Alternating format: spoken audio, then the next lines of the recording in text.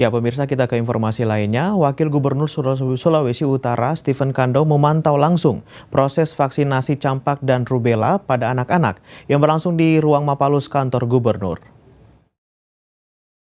Sejak pertengahan Mei lalu telah dicanangkan sebagai bulan imunisasi anak nasional atau BIAN yang berlangsung dalam jangka waktu 2 bulan dan akan berakhir 29 Juli nanti.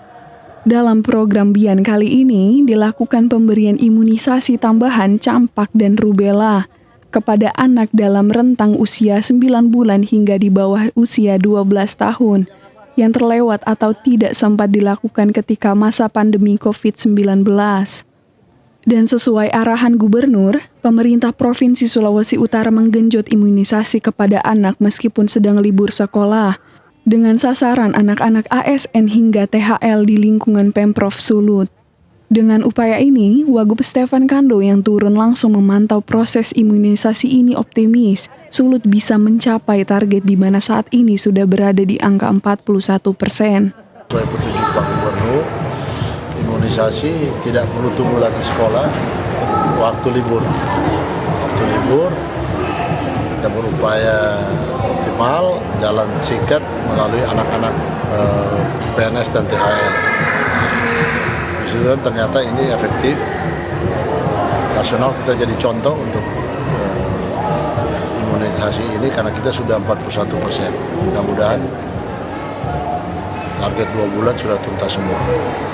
Imunisasi campak dan rubella diberikan hingga 3 tahap. Tahap pertama pada anak usia 9 bulan, tahap kedua pada anak berusia di bawah 18 bulan, sementara tahap 3 diberikan saat anak masuk sekolah dasar. Dinas Kesehatan Sulut dan Kabupaten Kota pun akan bekerja sama dengan sekolah-sekolah dasar, baik negeri maupun swasta, serta dengan pemerintah desa untuk mensukseskan program ini. Itu berbasis sekolah. Sasaran itu ada di anak-anak kita di sekolah. Jadi kerjasama dengan Dinas Pendidikan, sekolah-sekolah, Kemenak, Kementerian Agama yang berbasis sekolah berbasis keagamaan seperti Prima Trasa itu harus kerjasama dengan seluruh lintas sektor terkait.